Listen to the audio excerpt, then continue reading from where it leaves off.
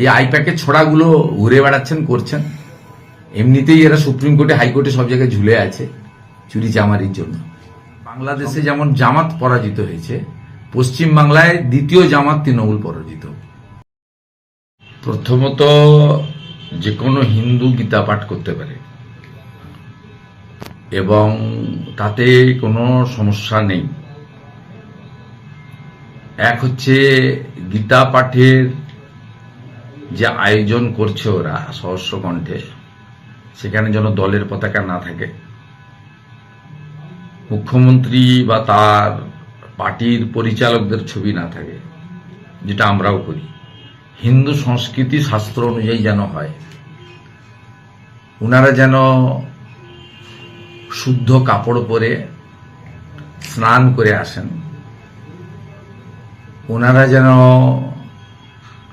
একটু শুচিশুদ্ধ হয়ে সনাতন সংস্কৃতি মেনে করেন। ভোটের জন্য, হিন্দু ভোট ভাঙার জন্য, সনাতনীদের বিভাজন করার জন্য যদি করেন, কোনো লাভ এখানে হবে না। কারণ দেবব্রত মাইতি, রথিবালা আড়িদের হত্যা হিন্দু হওয়ার কারণে হয়েছে। দেবব্রত মাইতি বিজেপি বা কোনো রাজনৈতিক দলের নেতৃত্ব ছিলেন না, পঞ্চায়েতও ছিলেন না, শুধু হিন্দু এবং আমাকে ভোট দেওয়ার জন্য, বিজেপিকে ভোট দেওয়ার জন্য খুন হয়েছেন। আর খুন করেছে এখানকার গুন্ডারা, জিহাদিরা, যারা 1.5 বছর জেল খেটেছে, এখনো মামলা বিচারাধীন। রথিবালারই একজন তফসিলি মা, সর্বোপরি সনাতনী, তাকে মধ্যরাত্রে খুন করেছে গড়চক্রবেড়িয়ার গুন্ডারা। তিনিও কিন্তু কোনো দলের সক্রিয় সমর্থক ছিলেন না, মিছিল মিটিংয়ে কোনোদিন যাননি, হিন্দু হওয়ার কারণে। স্বাভাবিকভাবে শুধু লোক দেখানো এসব করে হিন্দু ভোট বিভাজনের চেষ্টা করলে সফল হবে না।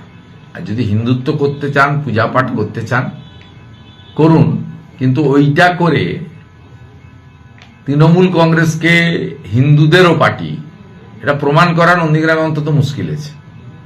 কারণ নন্দীগ্রামের মানুষ 2021 সালে 2রা মে যে ভয়াবহ তাণ্ডব, বাইক বাহিনীর অত্যাচার এবং টাউন ক্লাবে ককটেল নিক্ষেপ, পেট্রোল বোমা নিক্ষেপ, সামগ্রিকভাবে গোকুলনগরে গিয়ে পর্যন্ত তেখালি বাজারে হিন্দুদের ঘর লুট করেছেন। দাউদপুরে একাধিক কালী মন্দিরে নিষিদ্ধ খাদ্যবস্তু, যেটা হিন্দুদের ফেলে অপবিত্র করেছেন। এসব লোক ভুলে যাবে না, এগুলো করে কোনো লাভ হবে না।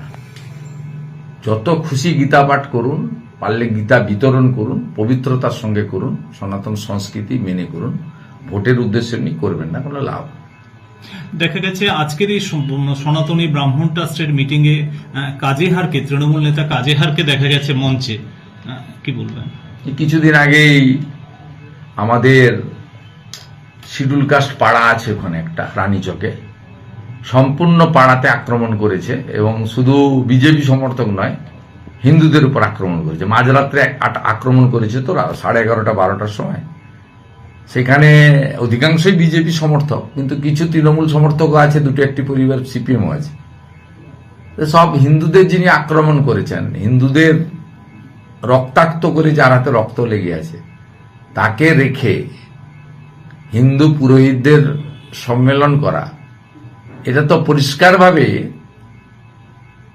আমাদের যে হিন্দুদের আচার সংস্কৃতি আছে, সেই সংস্কৃতির পরিপন্থী বলে আমার মনে হয়েছে।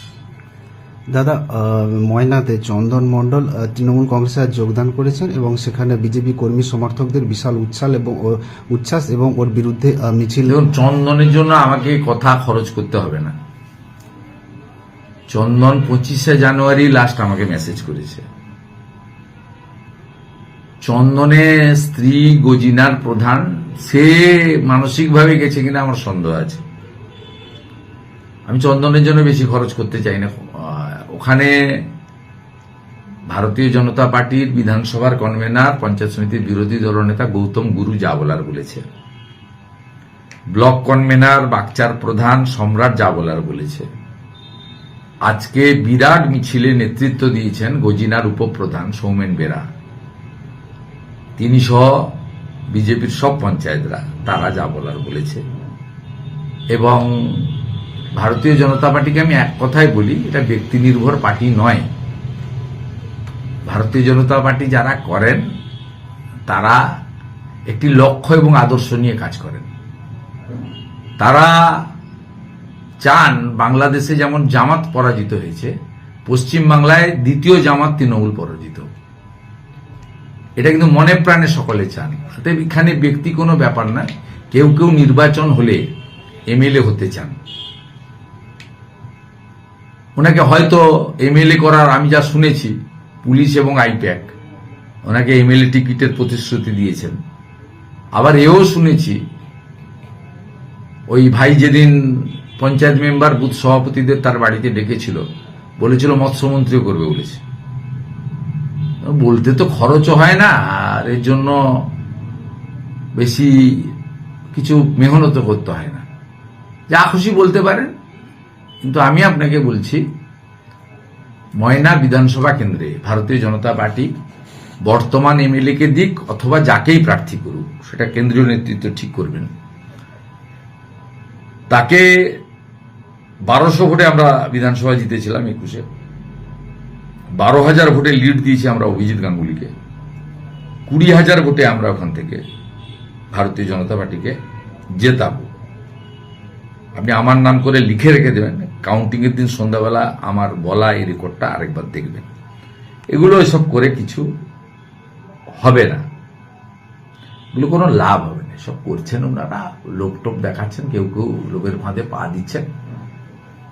আমার এখানে শিকড় অত্যন্ত গভীরে, যেখানে মুখ্যমন্ত্রীকে লোক রিজেক্ট করে আমাকে গ্রহণ করে, সে পরীক্ষাতে আমি পাস করে গেছি। এবং তারপরেও লোকসভা নির্বাচনে 48.8% ভোট পূর্ব মেদিনীপুরে বিজেপি পেয়েছে। 48.8% ভোট, 49% ভোট। এটা ছোটখাটো বিষয় নয়। মানুষের অন্তরে, হৃদয়ে না থাকলে, মানুষের বাড়ির মধ্যে না থাকলে এগুলো হয় না। এইসব বৃথা চেষ্টা করছেন, এই আইপ্যাকের ছোড়াগুলো ঘুরে বেড়াচ্ছেন, করছেন। এমনিতেই এরা সুপ্রিম কোর্টে, হাইকোর্টে সব জায়গায় ঝুলে আছে চুরি চামারির জন্য। সঙ্গে পুলিশকে ব্যবহার করছেন। করে নিন, দিন 15 আর করতে পারবেন, ভোট ঘোষণা হয়ে যাবে, তারপরে যা করার সবই করা।